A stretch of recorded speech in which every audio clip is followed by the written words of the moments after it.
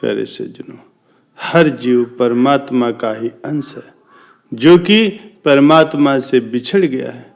इसलिए हर जीव परमात्मा को प्राप्त करने के लिए छटपटा रहा है। परमात्मा से मिलने का आनंद जीव सांसारिक पदार्थों में ढूंढता है, किंतु क्षण भंगुर इस संसार में वो शाश्वत परम आनंद उसे मिल ही नहीं पाता। क्षण भंगुर विषयों के आनंद में मस्त होकर के जीव अपना परम लक्ष्य तक भुला देता है। इस प्रकार बार बार जन्म लेने व मरने के चक्र में फंस करके जीव दुखी होता रहता है। लेकिन सामान्य तौर पर जीव ऐसा सोचता है कि यदि परम आनंद न मिले तो सांसारिक आनंद तो कम से कम मिल ही जाए। लेना आनंद चाहता है, लेकिन वो आनंद से बिछड़ा हुआ उस परम आनंद को ढूंढता फिरता है।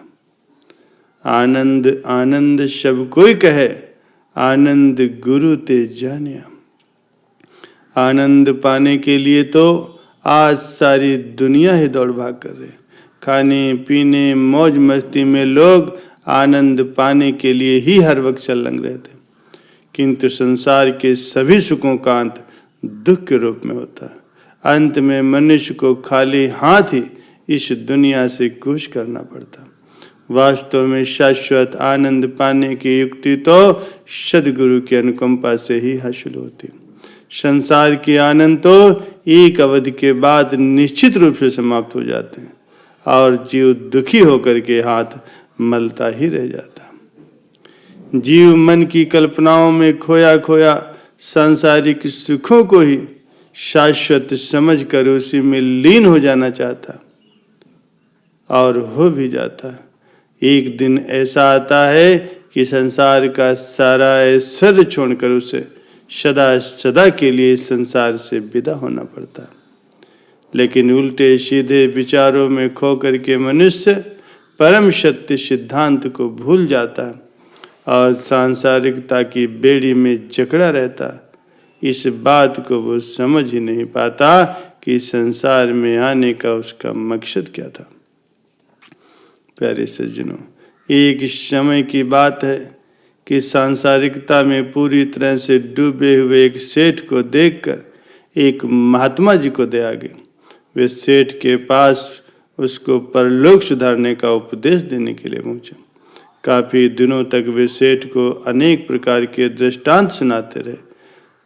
हर प्रकार से उसे समझाने का प्रयत्न करते रहे कि ये संसार सपने की तरह है, इसका मोह त्याग कर भगवान की भक्ति करने में ही भलाई। महात्मा के उपदेश को सेठ ढंग से समझ नहीं पाया और सोचा कि ये तो खुद विरक्त सन्यासी हैं और ये चाहते हैं कि मैं भी अपना घर बार त्याग दूं।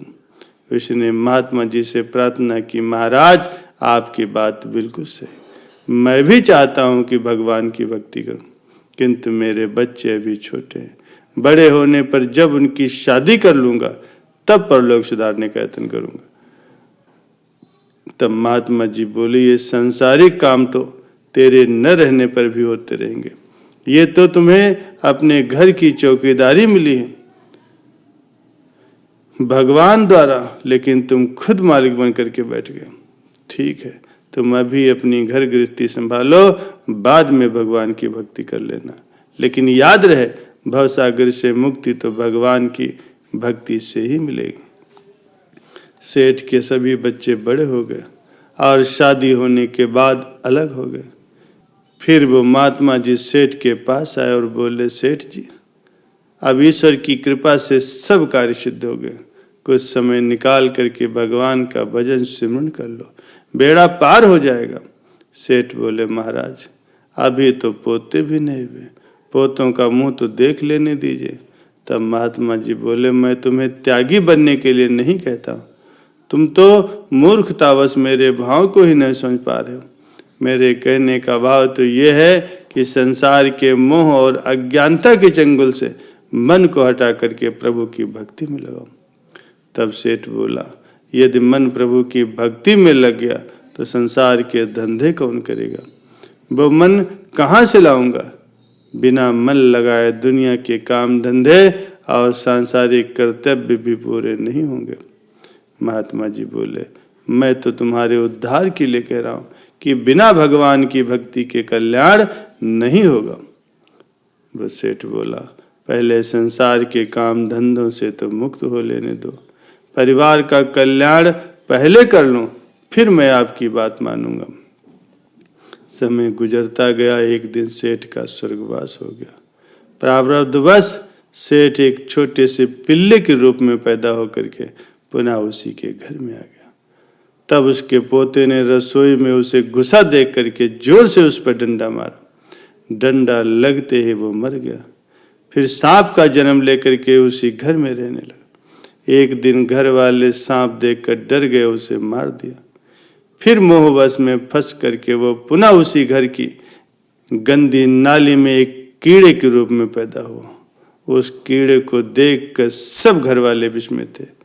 उन्हीं दिनों वे महात्मा जी भी उसी घर में पधारे। शब ने महात्मा जी को वो कीड़ा दिखाया। तब अंतर्दृष्टि से उस महात्मा जी ने देखा तो पाया ये तो वही सेठ है। इसकी ऐसी दुर्गत देखकर महात्मा जी ने अपने जूते से उस पर प्रहार किया, जिससे वो कीड़ा वही मर गया और सदगति को पाकर के अगले जन्म में उसने मानव शरीर पाया और फिर उसी महात्मा का सेवक बन गया जो उस समय के सद्गुरु भी थे। प्यारे सज्जनों, जीवन के वास्तविक उद्देश्य को पाने के लिए संत महापुरुष अनेक प्रकार से उसे समझाते हैं, जिससे मनुष्य इस क्षणभंगुर संसार के मोह फास में न बसे और अविनाशी सत्य से जुड़ने की चेष्टा करे।